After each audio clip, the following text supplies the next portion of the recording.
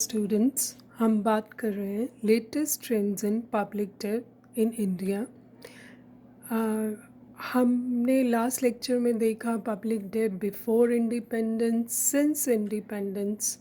और मैं आपको बता रही थी कि foreign exchange crisis of 91 was a turning point in the economic history of India। Import substitution की पॉलिसी फॉलो करता था इंडिया बिफोर 1990। उसकी वजह से बहुत सारा जो फॉरेन एक्सचेंज था हमारा वो ड्रेन आउट हो गया और हमें डिपेंड होना पड़ा फॉरेन डेट पर, क्योंकि डोमेस्टिक सेविंग्स भी इतनी ज़्यादा नहीं थी। और एक्सटर्नल पेमेंट क्राइसिस आया था 91 में। It was because of the gulf problem. Gulf में जो गल्फ़ वॉर, गल्फ़ क्राइसिस आया था, उसकी वजह से पेट्रोल के रेट्स बहुत बढ़ गए थे।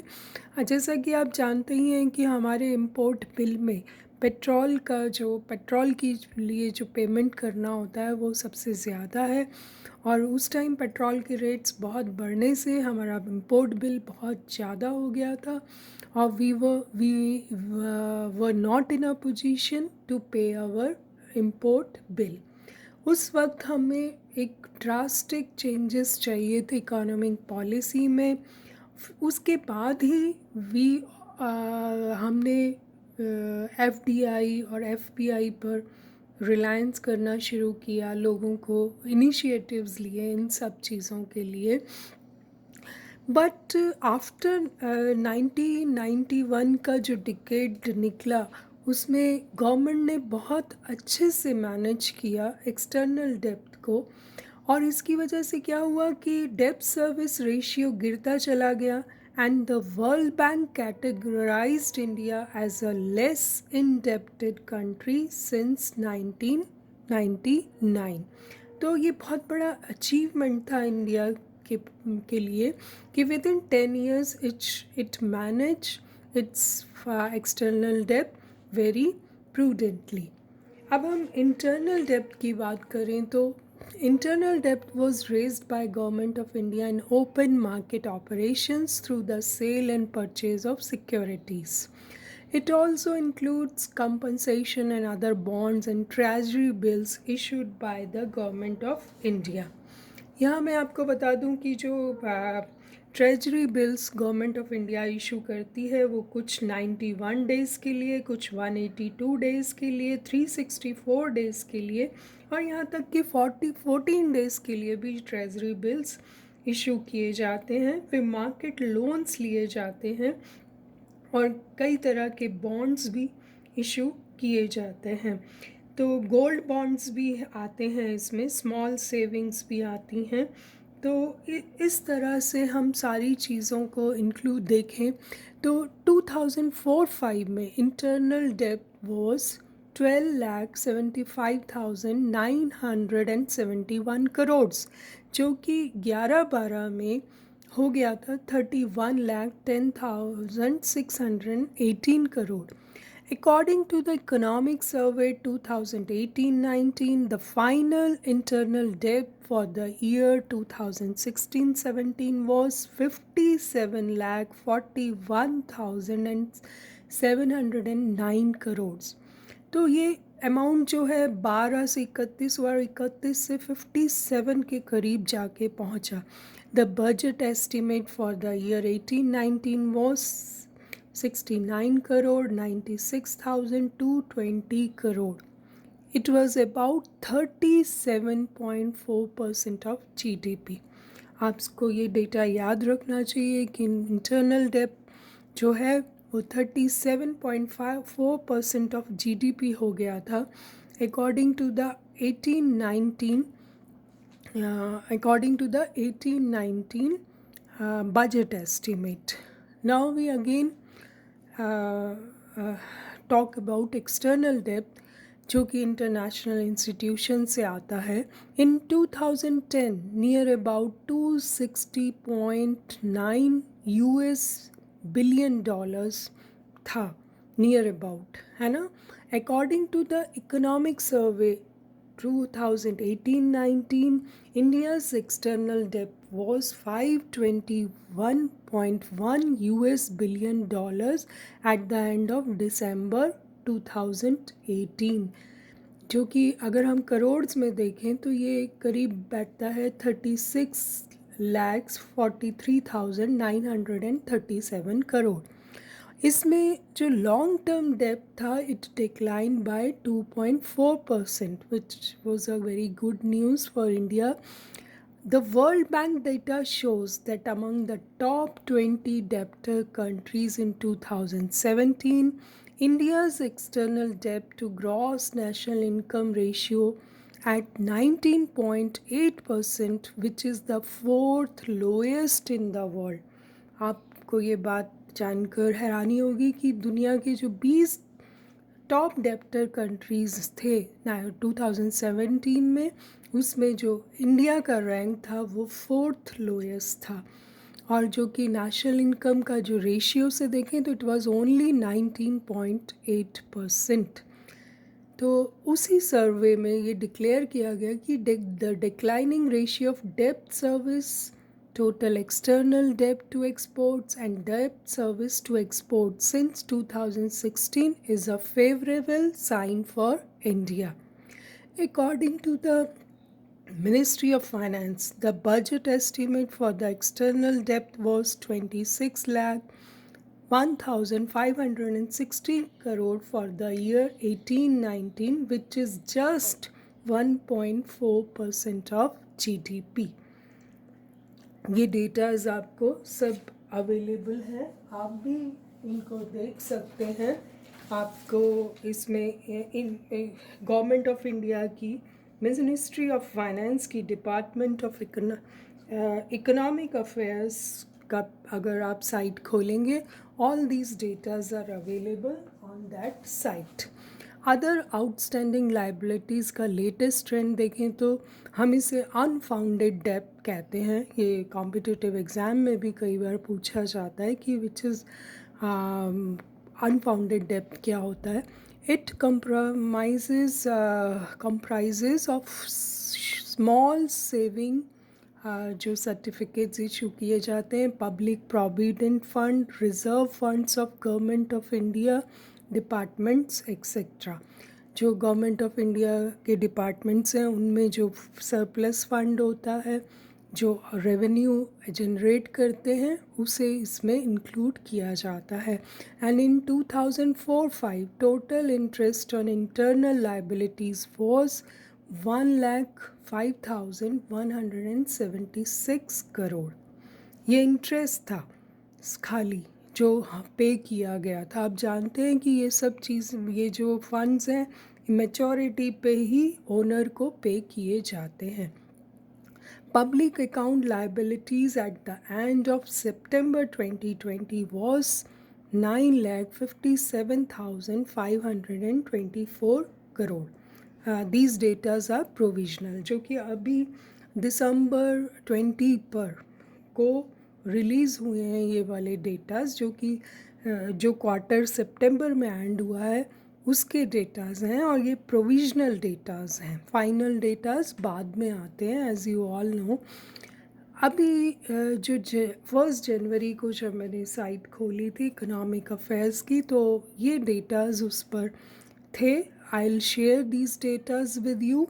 Central government debt period of latest data, जुलाई 20 सितंबर 20 का जो क्वार्टर ख़त्म हुआ है उसके जो लेटेस्ट डेटाज रिलीज़ किए गए हैं उसके अकॉर्डिंग पब्लिक डेब्ट कितना है, 97,46,770 करोड़.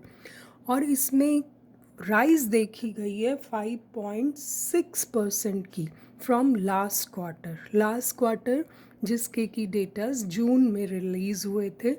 हम जून के एंड में रिलीज़ हुए थे, हम उससे कितना राइज हुआ है 5.6%. Don't forget this period is pandemic time, और पैंडेमिक टाइम में एज यू ऑल नो कि पब्लिक डेब्ट में 5.6% का राइज हम देख रहे हैं. एक्सटर्नल डेब्ट पिछले क्वार्टर से इस क्वार्टर में 0.9% का राइज देखा है हमने, जो कि at present it is 6,30,461 crore. Internal डेब्ट देखें तो it is 91,16,309 crore, rise of 6%। Last quarter से जो ख़त्म हुआ था और इस क्वार्टर में जो फ़र्क आया है इंटरनल डेब्ट में, उसमें राइज देखा गया है 6% का। अदर लाइबिलिटीज़ में राइज देखा गया है 5.6% का। और टोटल डेब्ट आज अगर आप देखते हैं तो ये हो गया है 107,04,294 करोड़। अगर हम लमसम राइज देखें तो इट इज़ ऑफ 5.6%। तो ये बिल्कुल लेटेस्ट डेटाज हैं, आप इन्हें चेक कर सकते हैं गवर्नमेंट ऑफ इंडिया की साइट पर।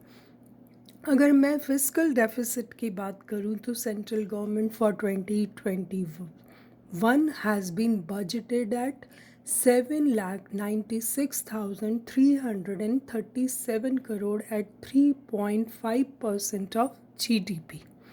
बताइए कि जो टारगेट सेट किया था हमने वो तो हम ऑलरेडी अचीव कर चुके हैं फिस्कल डेफिसिट का।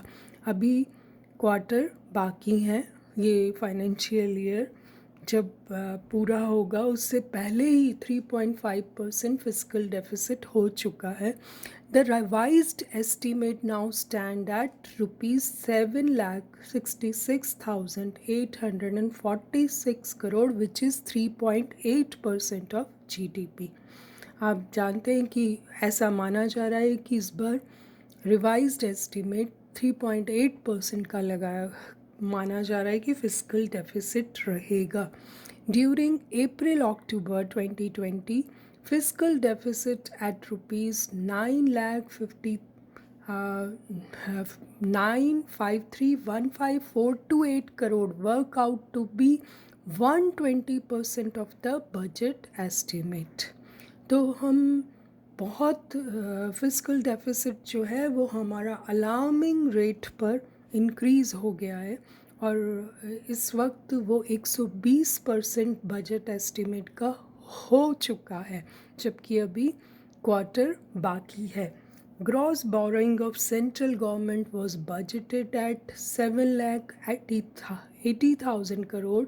अब जो रिवाइज़ हो गया है मई 8, 2020 को, और it has crossed all the limits almost, जो कि इकोनॉमिस्ट देख रहे हैं कि ये बहुत ही प्रॉब्लम क्रिएटिंग हो जाएगा बिकॉज रेवेन्यू जनरेट हो नहीं रहा और बोरोइंग्स जो हैं वो इंक्रीज़ होती जा रही हैं।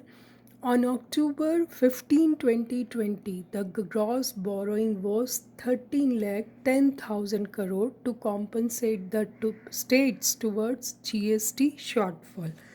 आपने देखा होगा कि GST collection according to the targets नहीं अचीव हो रहा है, तो अक्टूबर 15 को भी सरकार की ग्रॉस बोरोइंग और लिया सरकार ने 13,10,000 रुपये टू कॉम्पनसेट द स्टेट्स, क्योंकि स्टेट्स के पास पैसा नहीं था and they demanded from the central bank. अब हम इंडियाज़ एक्सटर्नल डेब्ट हाइलाइट्स अगर देखें तो एक्सटर्नल डेब्ट continues to be sustainable and prudently manage, ऐसा गवर्नमेंट साइट पर लिखा हुआ है कि एक्सटर्नल डेब्ट जो है विद इन लिमिट्स है।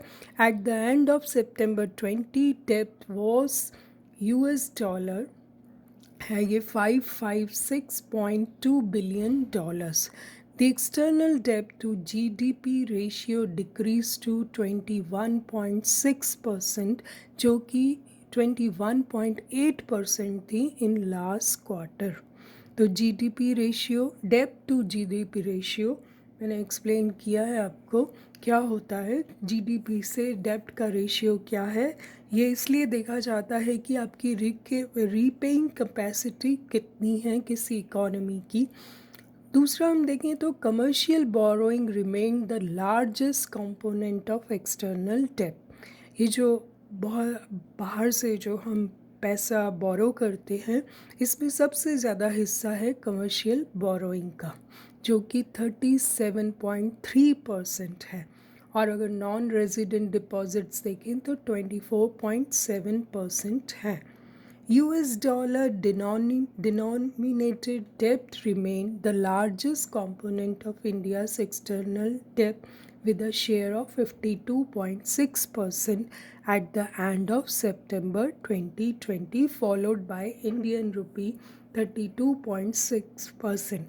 आपको जान के हैरानी होगी कि जितना भी हम एक्सटर्नल डेप्थ रेज करते हैं उसमें वो डॉलर्स डिनोमिनेटेड होता है, यानी कि US डॉलर्स में लिया हुआ होता है, क्योंकि US डॉलर पे लोगों को ज़्यादा फेथ है, तो हम उससे लोगों का कॉन्फिडेंस बना रहता है, तो हमारा डेब्ट हमारी करेंसी में ना होकर US डॉलर करेंसी में रेज करते हैं। उसका शेयर 52.6% आ रहा है, जबकि इंडियन रुपी का शेयर जो है वो 32.6% है। तो यहाँ से पता लगता है कि इंडिया का जो एक्सटर्नल डेप्थ है अभी भी विद इन लिमिट्स है। कुछ प्रोविजनल डेटा भी रिलीज़ किए गए हैं।